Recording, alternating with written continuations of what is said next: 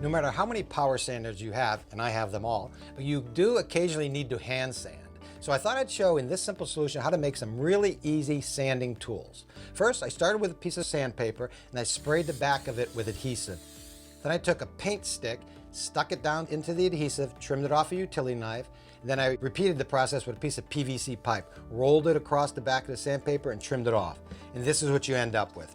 For sanding flat surfaces, you've got the paint stick, and then this is the PVC pipe.